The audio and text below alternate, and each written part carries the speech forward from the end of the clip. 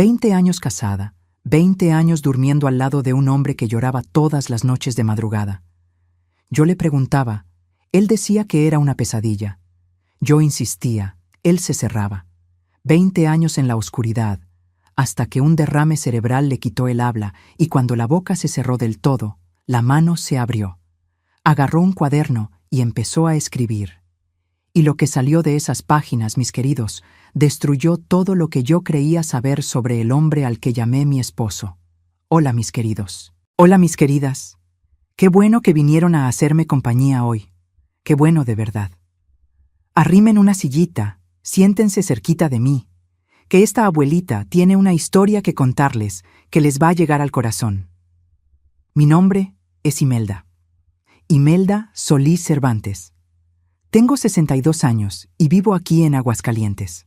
Esta ciudad bonita que huele a tierra mojada cuando llueve, que tiene sus calles empedradas en el centro y sus barrios coloridos que parecen un zarape tendido al sol. Aguascalientes es así, bulliciosa de día con los vendedores en el mercado, con los camiones pasando, con el olor de las carnitas y los tamales que se mezcla con el humo del copal en las iglesias, y silenciosa de noche, cuando solo queda el murmullo del viento entre los árboles del jardín y el sonido lejano de las campanas de la catedral dando la hora. Tiene un olor que solo quien vive aquí conoce. Olor a tierra caliente mezclado con guayaba y jacaranda en primavera. Un olor que se pega a la ropa, al cabello, a la piel. Es el olor de mi casa. En este momento, mientras platico con ustedes, estoy aquí en mi pila del patio haciendo jabón artesanal. Así es, jabón casero de aceite usado, sosa cáustica y esencia de hierba santa que yo misma siembro allá en ese cajoncito pegado a la barda. Aprendí a hacerlo con una vecina mía, la doña Carmela, que vive 3 casas para abajo. Doña Carmela es una aguascalentense brava, de esas que no se guardan nada, que dice lo que piensa y al que no le guste que se aguante, pero tiene un corazón del tamaño del santuario de Guadalupe.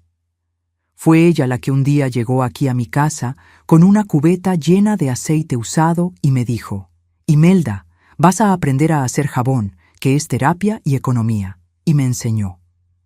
Hace unos 4 años que empecé y ya se convirtió en mi terapia de verdad.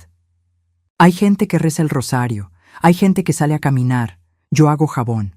El proceso es lento, ¿saben? Hay que medir todo con cuidado, mezclar despacio, mover en el punto exacto con la cuchara de madera sin parar, porque si no quedan grumos. Después hay que vaciar en los moldes de cartón de leche, esas cajitas cortadas a la mitad, y esperar que cure por semanas. Exige paciencia. Y la paciencia, mis queridos, es algo que la vida me enseñó a las malas, pero me enseñó. El olor de la hierba santa va llenando todo el patio.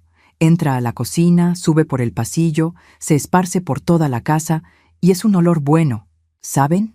Olor a limpieza, a frescura, a cosa nueva. Me gusta pensar que el jabón que yo hago limpia más que la suciedad. Limpia el alma. Cada barra que corto y envuelvo con cuidado, siento que estoy convirtiendo algo que iba a la basura en algo útil, algo bonito, algo que sirve. Y la vida hizo eso conmigo también. Agarró todo lo que yo creía que era basura, el dolor, la confusión, los años de silencio, y lo convirtió en sabiduría. Mi departamento es pequeño, 2 recámaras, sala, cocina, y este patio apretado donde apenas caben la pila y el tendedero. Está en el 2º piso de un edificio sencillo, en la calle Galeana, cerca del centro de Aguascalientes. Edificio antiguo, sin elevador, con una escalera de escalones gastados que crujen cuando uno los pisa. La pintura de la fachada ya se ha descascarado 3 veces desde que vivo aquí. El portón de fierro se oxida cada temporada de lluvias, pero es mi rinconcito. Cada centímetro de este departamento tiene mi historia pegada en las paredes, impregnada en los azulejos, escondida en los rincones. Vivo aquí hace 20 años. 20 años en este mismo departamento, subiendo esta misma escalera, abriendo esta misma puerta, encendiendo esta misma luz del pasillo que parpadea cuando uno la prende. 20 años de rutina. Café a las 6, trabajo a las 7, comida al mediodía, telenovela a las 9, cama a las 10. Mi vida entera fue hecha de rutina. Me gustaba. La rutina me daba seguridad, me daba la sensación de que todo estaba en su lugar, de que el mundo tenía sentido, de que yo podía anticipar el mañana. Pero había una cosa en mi rutina que no estaba en su lugar. Una cosa que pasaba todas las noches en la oscuridad de mi recámara, por ahí de las 3 de la madrugada. Una cosa que duró 20 años enteros y que yo nunca pude entender hasta ahora. Y antes de que continúe, mis queridos, quiero pedirles una cosita especial a ustedes que me están escuchando ahora mismo. Cuéntenme aquí, en los comentarios, desde qué ciudad me están viendo y a qué hora están viendo este video. ¿De madrugadita? ¿Con ese cafecito caliente? ¿A la hora de la comida? ¿Descansando un ratito? ¿O ya de noche, acostaditos en la cama? Me encanta saber de dónde son ustedes y cuándo sacan un momento para escuchar a esta abuelita. Cuéntenme, ¿eh? Y si este video les llega al corazón, aprieten ese botón de like y suscríbanse al canal de Memorias de las Abuelas, que eso ayuda muchísimo a llevar estas historias a más gente que necesita escucharlas. ¿Trato? Vamos a crear una cadena de cariño aquí. Pues bien, volviendo a donde estaba. Decía que había una cosa en mi rutina que no estaba en su lugar. Esa cosa era el llanto de mi esposo, el Abundio. Todas las noches, sin excepción, durante 20 años de matrimonio, el Abundio lloraba durmiendo. Un llanto bajo, apagado, escondido. Y yo nunca supe por qué, hasta el día en que la vida le quitó la voz y en lugar de palabras apareció un cuaderno. Y lo que él escribió en ese cuaderno puso de cabeza todo lo que yo creía conocer sobre ese hombre. Pero para que ustedes entiendan bien esta historia, necesito regresar al principio. A mucho antes, a cuando yo era niña y la vida todavía era simple, a cuando el mundo cabía en la palma de mi mano y el futuro era solo una promesa bonita que yo ni sabía que podía romperse. Yo nací aquí mismo en Aguascalientes, en 1964. Hija del señor Edmundo Solís, hombre delgado, moreno, quemado de sol, que trabajaba en el mercado cargando cajones el día entero. Costales de masa, cajas de verdura, bultos de tela. Llegaba a casa con la espalda molida, los brazos marcados por las cuerdas, la camisa empapada de sudor.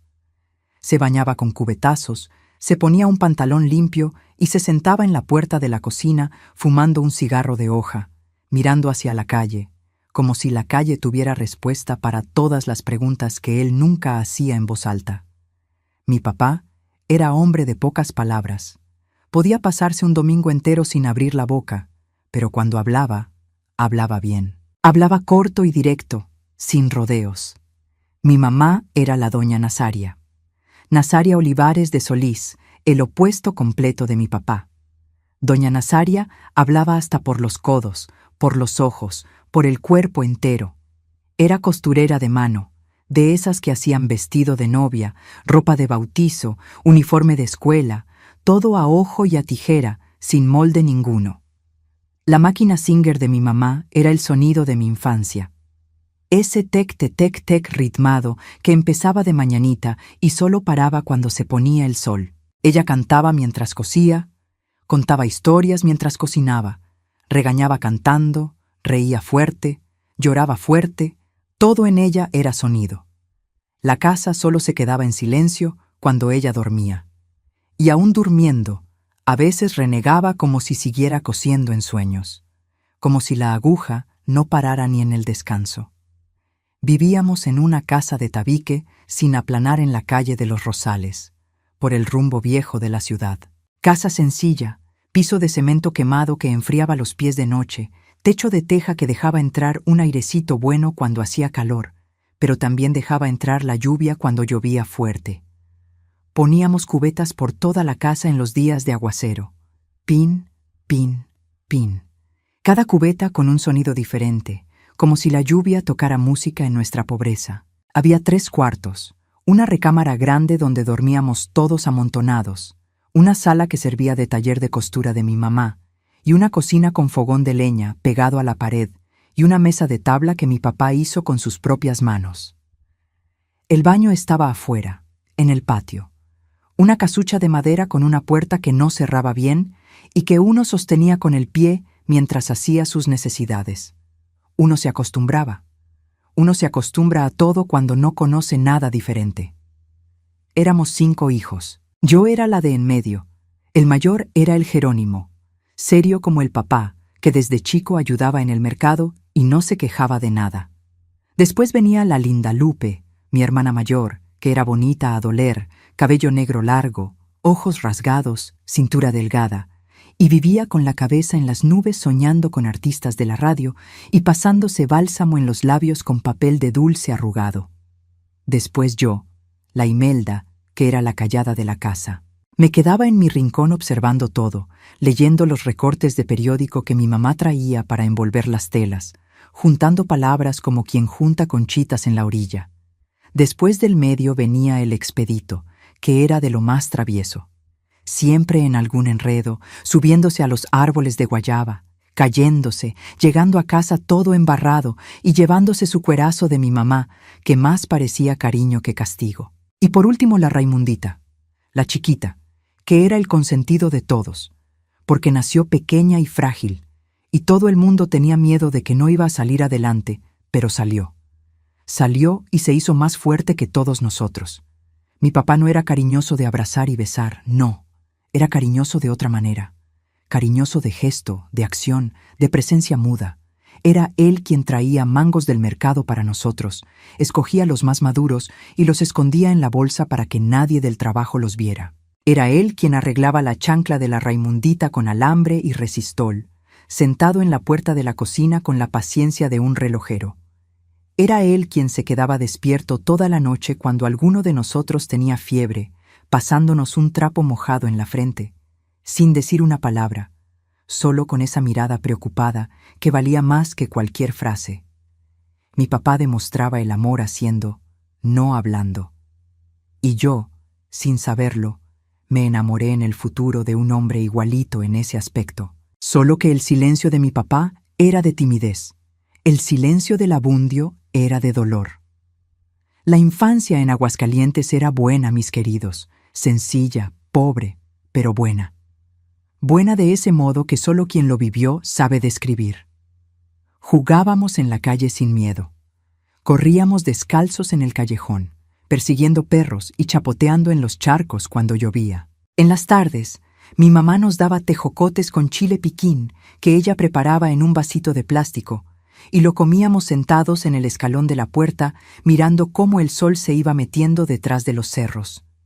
Comíamos guayabas, tejocotes, zapotes, tunas, todo lo que la naturaleza daba de gratis. Mi mamá hacía agua de Jamaica con piloncillo, que era la cosa más rica del mundo, rojita, fresquita, con ese sabor entre agrio y dulce que te hacía pedir más. Y en las fiestas de septiembre, la ciudad entera se volvía una fiesta. Los barrios decorados con papel picado de colores, los castillos de fuegos artificiales tronando en la noche, el olor a pólvora y a buñuelos mezclado en el aire frío de la temporada, los jarritos de atole de guayaba que vendía don Refugio en su carrito, el pozole de doña Esperanza que sacaba su cazuela enorme a la banqueta, los tamales de rajas que mi mamá hacía para el Día de Muertos y que eran los mejores de la cuadra, por lo menos así lo sentía yo con mi cabeza de niña. Tamales gordos, oliendo a chile ancho y a masa de maíz, envueltos en su hoja de maíz y atados con su tirilla. Yo le metía el dedo a la vaporera cuando mi mamá no veía y ella me daba un coscorrón, pero ya dejándome lamer el dedo. No teníamos mucho, no. La ropa se contaba con los dedos, los zapatos eran lujo de día de fiesta, los juguetes eran de lata, de madera y de imaginación. Pero había comida en la mesa, aunque fuera frijoles con tortilla y salsa todos los días, y había amor dentro de la casa. Mi papá y mi mamá se respetaban. Nunca vi a mi papá levantarle la mano a mi mamá. Nunca vi a mi mamá humillar a mi papá delante de nadie. Eran compañeros, trabajaban juntos, sufrían juntos, reían juntos, y nos criaron a los 5 con firmeza, pero con ternura. Con esa firmeza que no lastima, que enseña. Con esa ternura que no amolenta, que fortalece. Yo era la hija a la que le gustaba quedarse callada observando el mundo. Mientras el Jerónimo ayudaba en el mercado y la Lindalupe se peinaba frente al espejo, yo me quedaba sentada en el piso de la sala viendo a mi mamá coser. Observaba cada movimiento de su mano en la máquina, cada corte de tijera en la tela, cada puntada precisa y certera. Mi mamá decía: «Imelda, pareces gatita. Ahí te quedas calladita nada más mirando». Y yo me quedaba, porque me gustaba entender cómo funcionaban las cosas, cómo un pedazo de tela se volvía vestido, cómo un puño de masa se volvía tortilla, cómo el silencio de una mirada entre mi papá y mi mamá significaba más que 1000 palabras de amor. Esa curiosidad callada, esa manía de observar e intentar entender sin preguntar, me acompañó toda la vida. Y fue ella la que me hizo pasar 20 años observando al Abundio en silencio, observando cada detalle, cada gesto, cada llanto apagado en la almohada, intentando armar un rompecabezas del que yo no sabía que existía, intentando leer un libro escrito en un idioma que yo no conocía. En la escuela yo era alumna aplicada. No era la más inteligente del grupo, pero era la más esforzada. Me sentaba en la primera fila, copiaba todo del pizarrón con letra chiquitita y cuidadosa, hacía la tarea cada noche en la mesa de la cocina, a la luz de una veladora cuando se iba la luz, que se iba bastante seguido por el rumbo donde vivíamos. Mi mamá decía que el estudio era la única herencia que los pobres podían dejarles a sus hijos, y yo me lo tomé en serio. Tan en serio que dormía con el cuaderno debajo de la almohada, como si las letras fueran a entrarme a la cabeza por osmosis durante la noche. Quería ser alguien. Quería un trabajo con sueldo fijo, trabajar en un lugar con aire acondicionado y piso de mosaico, usar ropa bonita y zapatos cerrados. Sueños sencillos de niña pobre de Aguascalientes. Sueños que cabían en la palma de la mano, pero que parecían inmensos cuando uno los miraba desde el piso de cemento quemado de nuestra casa sin aplanar. Y esos sueños se fueron construyendo despacito, ladrillito por ladrillito, mientras la infancia iba pasando como pasan las nubes sobre los cerros, despacio, pero sin parar. La vida me iba preparando sin que yo lo supiera para todo lo que vendría después, para todo lo que yo todavía ni imaginaba que existía, para todo lo que me estaba esperando del otro lado de los años, escondido detrás de una sonrisa educada y un llanto de madrugada. La adolescencia llegó despacio, como todo en Aguascalientes. La ciudad no tenía prisa para nada. El tiempo pasaba al ritmo del mercado, en el ir y venir de la gente, en el ciclo de las estaciones, que aquí son 4, pero la más recordada siempre fue la del frío seco de diciembre, cuando mi mamá ya decía: «Ándale, ya sáquense los suéteres», y todos buscábamos el cobertor de lana que olía a guardar. Terminé la secundaria a los 15 años y empecé a ayudar a mi mamá en la costura. Cortaba tela, pegaba botones, hacía dobladillos, planchaba las piezas listas. Me gustaba el trabajo de las manos, la concentración que pedía, el resultado bonito al final. Pero yo quería más. Quería ese trabajo con sueldo fijo que soñaba desde chica. Entonces hice un curso de mecanografía en una escuelita particular que había en el centro, cerquita del Jardín San Marcos. Lo pagué con el dinerito que ganaba ayudando a mi mamá, juntando centavo por centavo durante meses. Aprendí a teclear en aquella máquina de escribir Olivetti con velocidad, los dedos bailando en el teclado, sin ver las letras. El maestro decía: «Imelda, tienes dedos de pianista, pero en lugar de música, tú haces documentos». Y yo los hacía con orgullo. A los 17 conseguí un trabajo en una tienda de telas en el centro, Telas Aguascalientes, de don Arlindo, un señor que vino de San Luis Potosí buscando mejor vida y se hizo vendiendo cambaya, popelina y encaje. Yo atendía clientes, organizaba el almacén, anotaba pedidos, hacía cuentas en el cuaderno. Me gustaba el movimiento, el ruido de la tienda, el olor a tela nueva. Me sentía útil, independiente, crecida. Mi mamá decía que estaba haciéndome señorita. Mi papá, en su silencio, sonreía cuando yo salía de mañana arreglada para el trabajo. Esa sonrisa de ladito que significaba orgullo. Noviar. Noviazgos tuve pocos en la adolescencia. Tuve un noviecito a los 16, el Cícero, hijo del dueño de la panadería La Esperanza. Noviazgo de portón, ¿saben?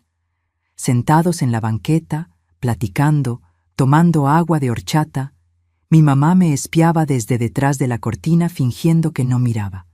Duró unos 6 meses y se acabó porque él se fue a Guadalajara a estudiar. Lloré un poquito.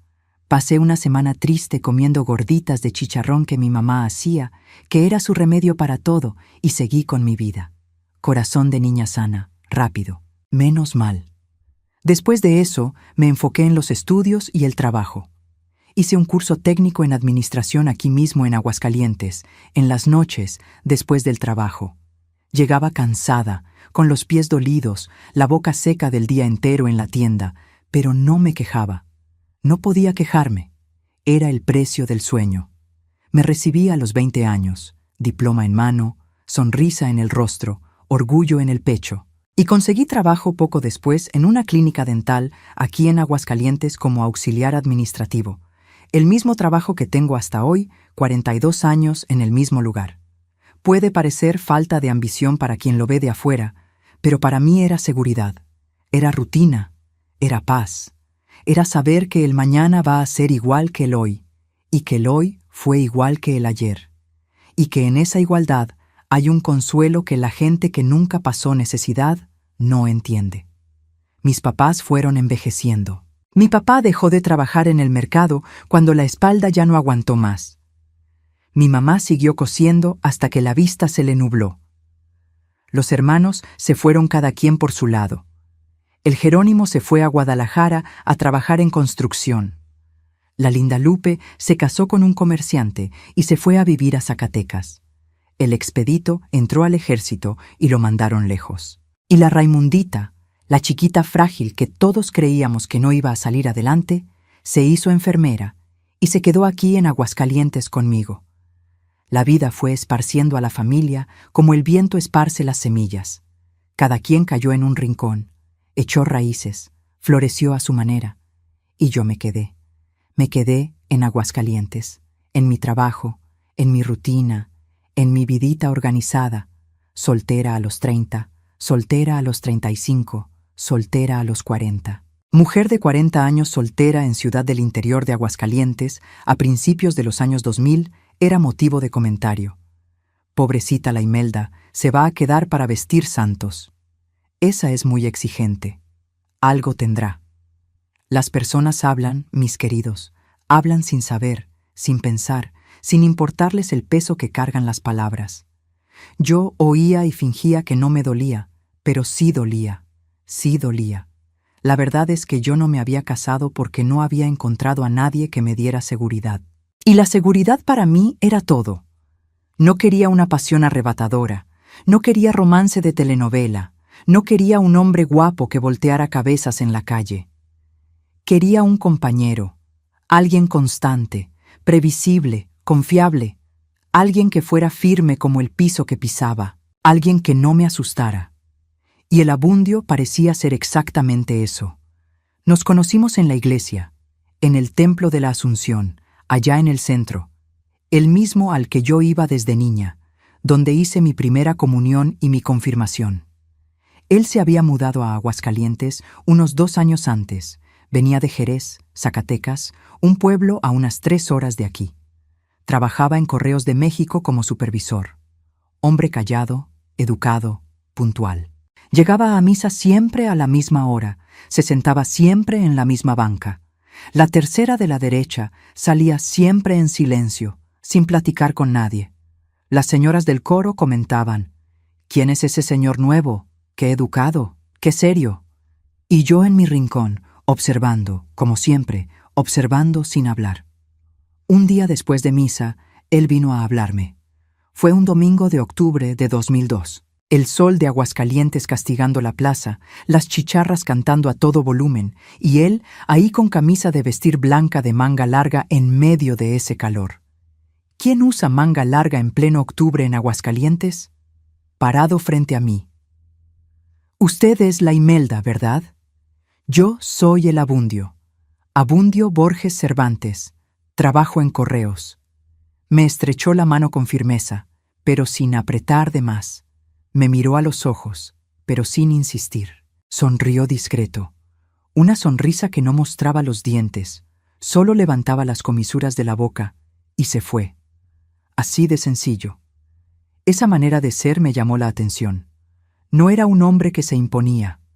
No era de esos que llegan hablando fuerte, haciéndose el gracioso, queriendo ser el centro de atención. Era discreto, comedido, casi tímido. Y yo, que siempre fui la callada de la familia, la que observaba desde el rincón, me identifiqué con eso. Con esa quietud que no era vacío, era llena de algo que yo todavía no sabía qué era. Empezamos a platicar después de las misas, siempre ahí en la puerta de la iglesia, de pie, con el sol de Aguascalientes fritándonos sin piedad. Conversaciones simples, el trabajo, la ciudad, el clima, la comida. A él le gustaba hablar de correos, de las rutas de entrega, de cómo había mejorado el sistema de rastreo, de cómo Aguascalientes había crecido desde que llegó. Hablaba despacio, escogiendo las palabras con cuidado, como quien pisa en piedras para cruzar un río, probando cada piedra antes de poner el peso. Nunca hablaba del pasado, nunca mencionaba familia, infancia, Jerez. Cuando yo preguntaba, respondía corto: me crió mi mamá. Ella murió cuando yo era más joven. Solo éramos ella y yo, nada más ella y yo. Esa frase en ese momento no me dijo nada. Parecía solo la historia de un hombre que perdió a su mamá joven, triste, pero algo que le pasa a mucha gente. Después, mucho después, cuando leí el cuaderno, esa frase iba a significarlo todo. Iba a significar un infierno del que yo ni sabía que existía. Anduvimos de novios 2 años. Noviazgo serio, de presentar en familia, de ir a cenar a casa del uno y del otro. Mis papás ya habían fallecido para entonces. Mi papá, de un infarto en el 98, cayó en el piso de la cocina un domingo de mañana y ya no se levantó.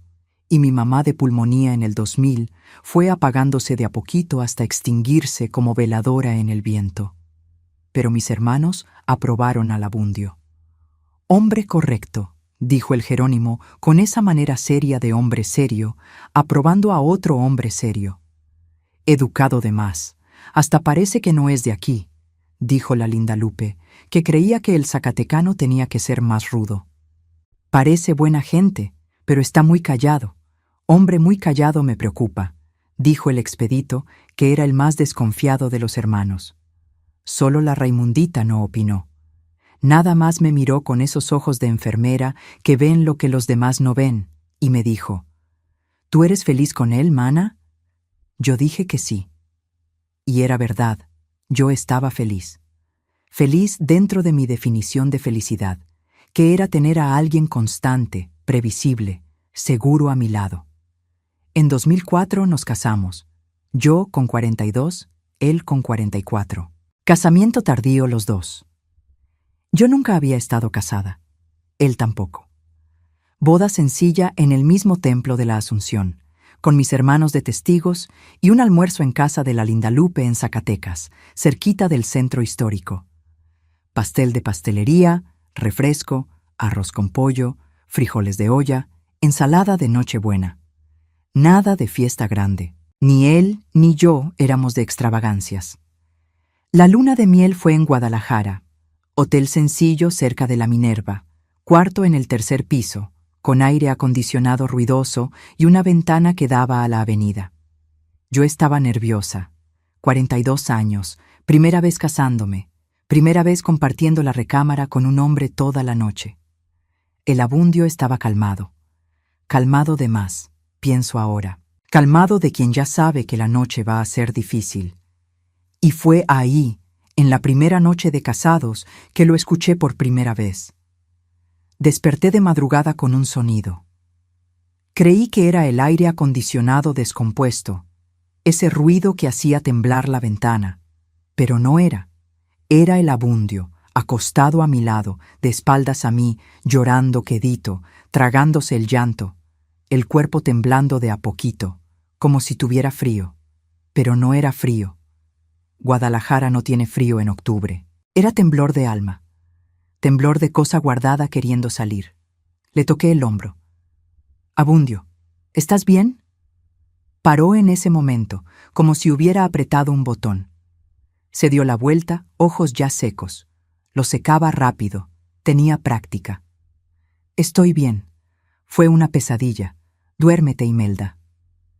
Pesadilla en la luna de miel. Lo encontré raro, pero no insistí. Todo mundo tiene pesadillas, pensé.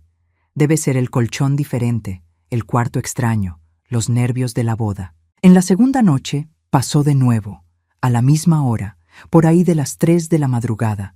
Mismo llanto bajo, gutural, tragado, mismo temblor en el cuerpo. En la tercera noche de nuevo.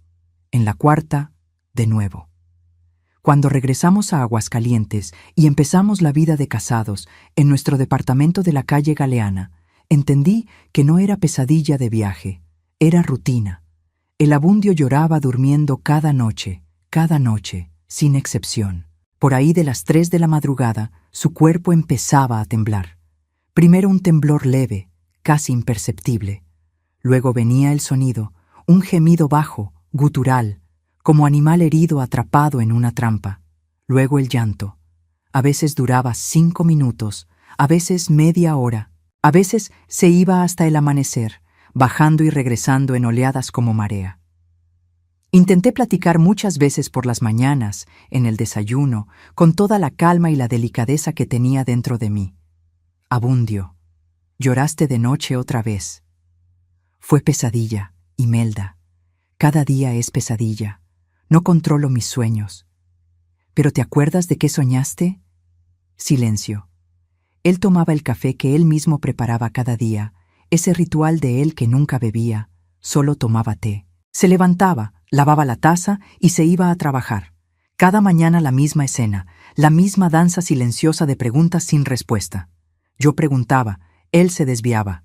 Yo insistía, él se cerraba como ostra. 20 años de ese vals. Le sugerí psicólogo. Lo rechazó al momento. Yo no estoy loco, Imelda. Voz firme, mirada dura, asunto cerrado. Le sugerí médico. Yo no estoy enfermo. Le sugerí hablar con el padre de la iglesia.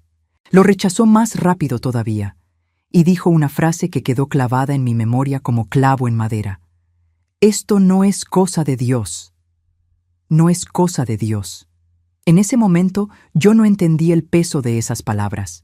Creí que era orgullo de hombre norteño, cabeza dura, que no acepta ayuda. Pero después, mucho después, entendí que él no estaba diciendo que su problema no merecía la oración. Estaba diciendo que lo que cargaba era demasiado grande, demasiado pesado, demasiado oscuro para caber en cualquier oración. Era una cosa que no pertenecía al mundo de Dios. Era una cosa del otro lado. Mis queridos, necesito que entiendan algo sobre mi matrimonio con el Abundio. Fuera de ese llanto de madrugada, él era el esposo que toda mujer del barrio quería tener. Lo digo en serio. No estoy exagerando ni tantito.